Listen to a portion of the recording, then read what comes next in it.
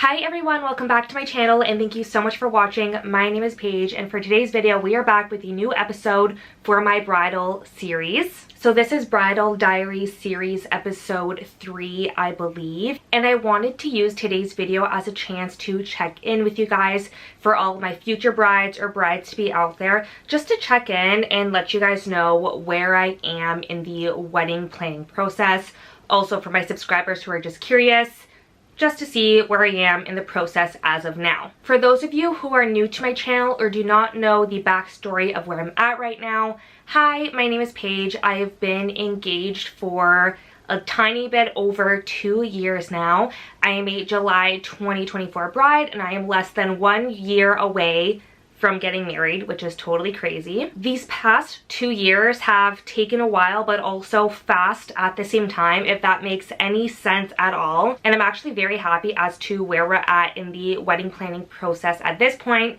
We've done a lot of stuff, we checked a lot of boxes, but still have quite a way to go. But I think we're soon getting into the fun stuff, so I'm really excited about that. The last episode of my Bridal Diary series was showing you guys my bridesmaid proposal brunch, which was amazing, but I sort of wanted to take a step back just to check in and let you guys know of everything I've done as a 2024 bride thus far, who has been engaged for 2 years and have about 1 year to go until the big day. I know a couple questions that I had when I first got engaged and started planning this event was, when do I actually book things? And I've got a few answers along the way. So I wanted to share my experience if you have the same questions out there, give you guys recommendations, all the fun stuff. So if you want to see what I've done as a 2024 bride thus far, then just keep on watching. Alright, I have my phone with notes and a homemade iced coffee in my gorgeous pink Starbucks mug.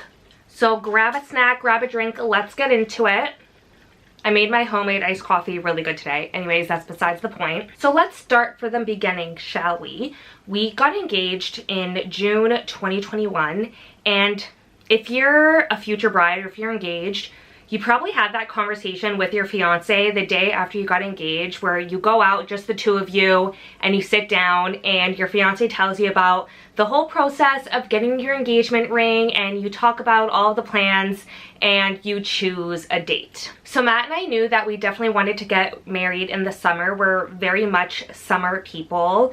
My birthday is in June, his birthday is in August, so we settled in July, and we didn't want it too late in July, so we chose the first Saturday after a Canada Day long weekend, which is July 6th, 2024. It was pretty easy to align on our dates. We knew that we wanted a longer engagement because we wanted to just get our life together a little bit more. We're very focused on our careers and excelling in that. We wanted to purchase a property. We just wanted to buckle down and just get our ducks in a row, so I feel like now in 2023 we're in a good place, and I'm actually super happy that we didn't get married in 2023 because I personally don't feel ready yet. We just purchased our first home. We're not moving into it yet, so I think we're at a sweet spot right now that when we fast forward to a year from now we'll be exactly where we want to be. So we enjoyed the summer as an engaged couple, and then in the new year of 2022 is when we sort of buckled down and had to figure out venues. So I want to say in the fall time of 2021, I just started researching venues,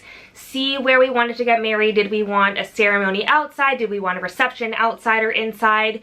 We had our ceremony where we wanted. We are getting married in a church. But when it came to the reception, we didn't really know what we wanted. So I actually just reached out to a bunch of venues that I knew of and that I would be interested, got their packages, and sort of did process by elimination. By that time, I was able to narrow down the, I want to say 4 or 5 venues that we wanted to check out. And then in the new year of 2022 is actually when we started to look at the venues. Looking at venues is actually a really fun part of the process. You could see how your vision is going to come together. The coordinators at the banquet halls or the venues are really knowledgeable of what and where things can be done because they've done this probably 1,000 times. So they really know what they're talking about, and then at that time you can look at different food options and lock down your package.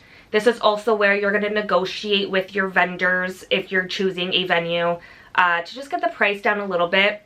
One thing I will say as a bride is that venue costs are crazy and the price per head is very expensive, and the longer you wait to book a venue, the more expensive it's going to be because of inflation. That increases about 5 to 7% every year. So I'd say the sooner you lock something in, the better. So we're pretty happy that we were able to lock down and negotiate with our venue by April 2022. We took our time negotiating, looking at other venues, and we locked it down. A lot of the time venues require a minimum head count, so ours is 185 people, which is pretty much exactly what we wanted. We knew we wanted minimum 150 to 180, but not quite 200. We're actually inviting around 200 people, but are expecting 180, 185 people to come. So that's perfect, because as much as you want everyone to attend your wedding, not everyone can attend. They have other obligations.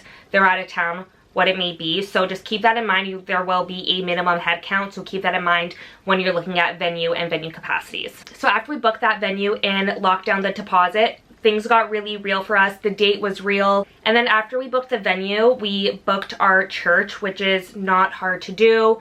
I'm already part of a church here in Toronto that I go to regularly. So, you know, contacting the head of the church, getting an appointment, and locking down the date wasn't a huge issue. We got it really early since I'm a part of that church. Usually the recommendation if you're getting married at a church should be 1 year before is when they'll take you. We were able to book it down a little bit earlier since my family has been part of that church for a really long time. So if you're religious and you're getting married in a church, 1 year before is usually when priests or department heads will be taking appointments to lock in your date. We had 3 different time slots to get married. It was 12 o'clock, 1:30, or 3, I believe.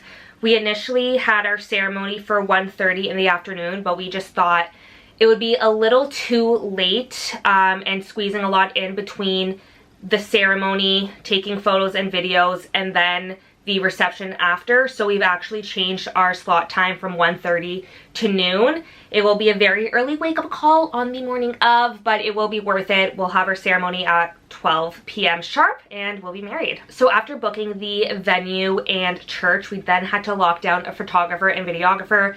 I'd say those fill up very quickly. So it's essential to do your research, contact different photographers, and lock down what you want, I'd say, soon after you have your ducks in a row and what you're thinking of. Booking a photographer and videographer was something a little harder for me to do just because there's so many different packages to look at. There's certain hours where you can have a photographer and videographer available. You could have 2 of each, you can have 1 of each, flying around.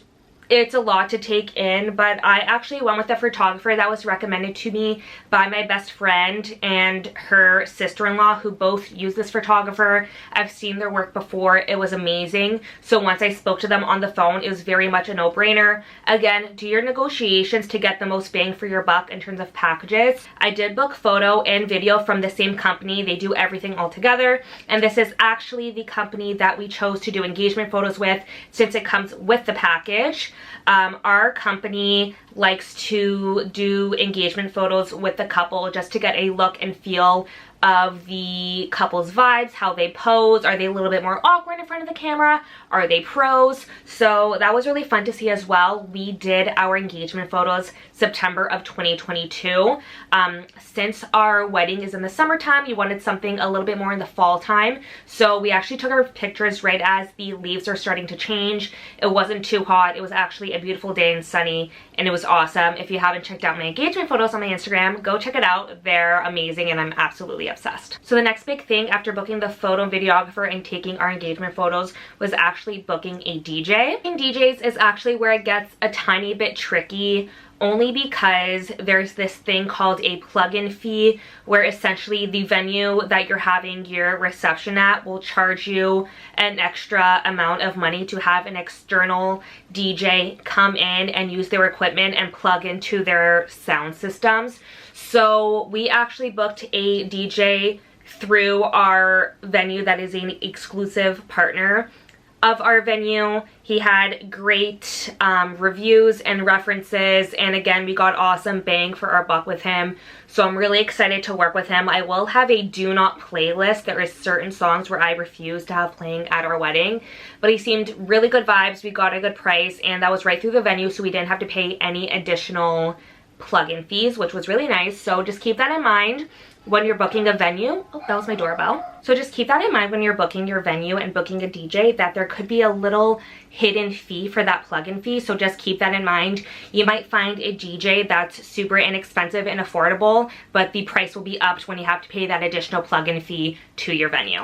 So we've booked our DJ, and we also asked our bridal party to be in our wedding party. I filmed the whole thing, what we packed in the bridesmaid and groomsmen proposal boxes, and I also filmed my bridal proposal brunch. So I'll leave both of those videos linked down below if you need a few ideas of what to give your bridal squad or how to ask them. I will link both of those down below. Those are really fun and one of my highlights of 2023 so far, just because it was so fun and we have the crew locked down. Now, the next important thing that I booked is really important, and I'm so happy I did it. This was probably the best money I've spent on my wedding so far, and that was hiring a month of planner and a day of coordinator. I was considering hiring a wedding planner to plan my whole wedding for me. However, that is really pricey, and I know that I could do stuff by myself. I'm good with reaching out to vendors. I'm good with negotiation. I'm good with coming up with an overall vision that I'm down for and that Matt is down for as well. But there's certain, you know, details, reading through contracts, coming up with a wedding timeline, things like that, tiny details that I'm personally not the best at / not gonna have time for as we get closer to the big day.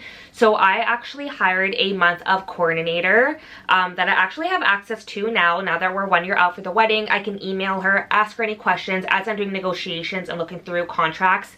I can send the contracts over to her. She can make sure I'm not being ripped off or anything like that, and just ask her any genuine questions. If I have anything on decor options, flowers, literally anything at all, I could send her an email, and she's very responsive. But her job as a month of coordinator is to confirm all of my vendors 1 month out before the wedding, make sure we have the timeline set in place, and just all of those tiny details as you're leading up to the big day when it's crunch time, just making sure we don't miss any steps in the process. So the same woman who is my month of planner is also going to be my day of coordinator. Her and her assistant are going to help run the whole day, making sure we're staying on schedule, making sure that all the vendors are paid, and just making sure the whole day runs smoothly so I personally don't have to worry about anything. Matt doesn't have to worry about anything.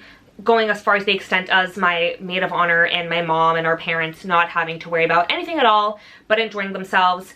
The planner, the coordinator deals with everything. So I'd say that was the best money I've spent so far, and 100% worth it. I've seen brides plan their own wedding and how stressful it can be. I know that time is coming for me, but just knowing that on the day of, I don't have to worry about anything. My, you know, work is done and I can actually enjoy is going to be a huge plus for me. So I'm so happy I booked that. If you're hesitant, this is your sign to just do it. I think you guys would really find it beneficial, especially if you're having a larger wedding with very intricate details. I think that's a good route for you to take. So that's one element I'm really excited for. The next thing I booked is hair and makeup. Makeup didn't take me that long to book because I actually booked the same makeup artist that did the makeup for my engagement shoot. She did an amazing job. She's local, she's certified, she's absolutely amazing. She totally gets my vibe. She did an amazing job for my engagement photo makeup. It was natural, flawless, beautiful. So it was a no-brainer to book her as well. She's doing my makeup and all of the girls' makeup as well as my mom. Honestly, I must say, now that I'm thinking about it, booking the hair artist was not that hard either. It was hard to research them because all of these vendors are very expensive. So to find someone that does amazing work that isn't too expensive is a little bit tricky. However, since I was a bridesmaid a few times, my best friend's wedding, our hair looked absolutely phenomenal. I'm not sure what sort of magic she did back there, but she was able to turn my halo extensions into a ponytail and like tease it, and my hair didn't move all night. My other best friend Chloe, who is also a bridesmaid, she has very thin hair and she did like a low messy bun, and to this day we don't know what she did, but her hair did not move all night. It looked absolutely phenomenal. So as soon as I knew that I liked my hair, I actually booked her the following week because she was affordable and did amazing work, and she was very professional. So that was pretty much a no-brainer. Book that, I want to say, 1 year in advance. Makeup and hair is something else that fills up very, very fast. So I would say the sooner the better. And these artists actually raise their prices each year as well. So I'd book that sooner rather than later. I'd say anywhere from a year and a half to 1 year out would be ideal to book the hair and makeup. So one thing that I'm really excited to announce, if you follow me on Instagram, you probably already saw, is that I actually found my wedding dress already. That was by far one of the funnest experiences I've had throughout this entire process. It was a little bit tiring, but there's something about trying on so many dresses that is just so freaking fun.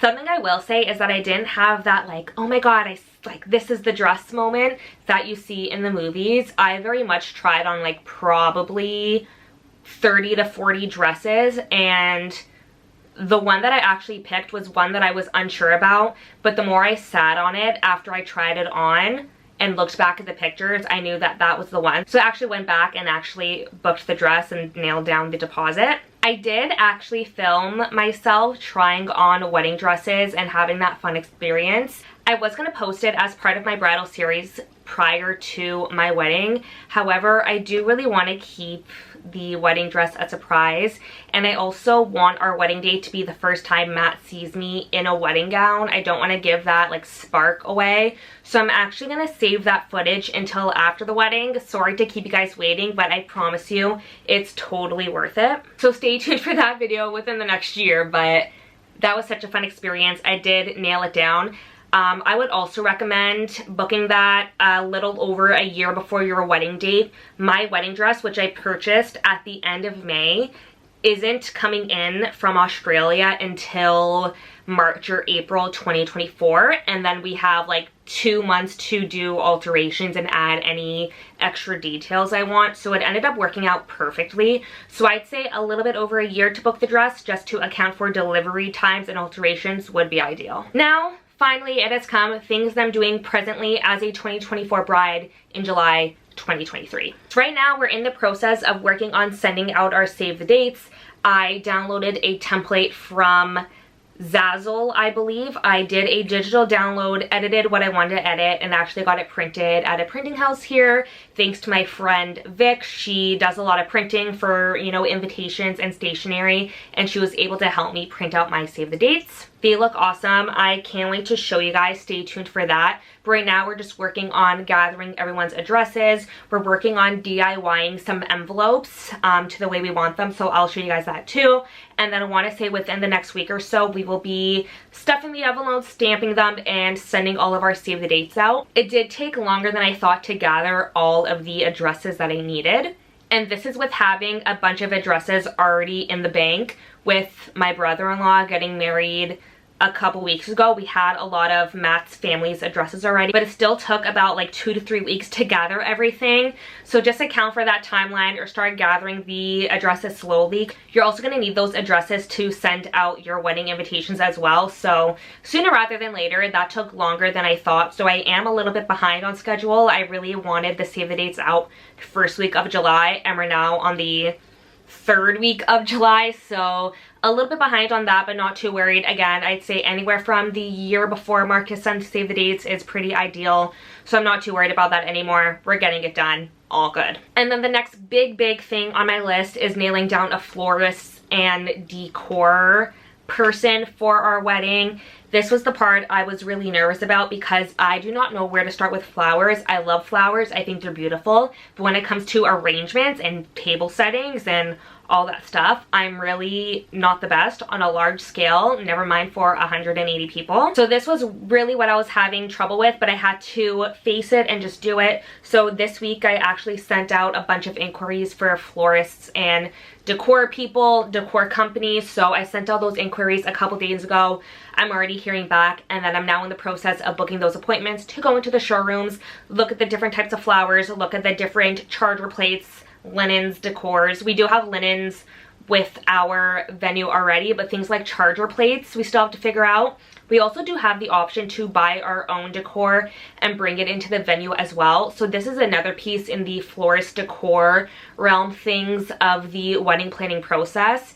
If you want to rent or buy certain pieces, you could buy vases, you could buy candle holders, you could buy charger plates, or are you going to rent those all? Because some decor companies require a minimum spend that you need to hit, so you have to spend a certain amount contractually. So we're still figuring that out now. We do want to get some pricing to see if we want to have our own charger plates that we can sell after the wedding or keep for future use, or if we want to rent it all and not have to worry about it.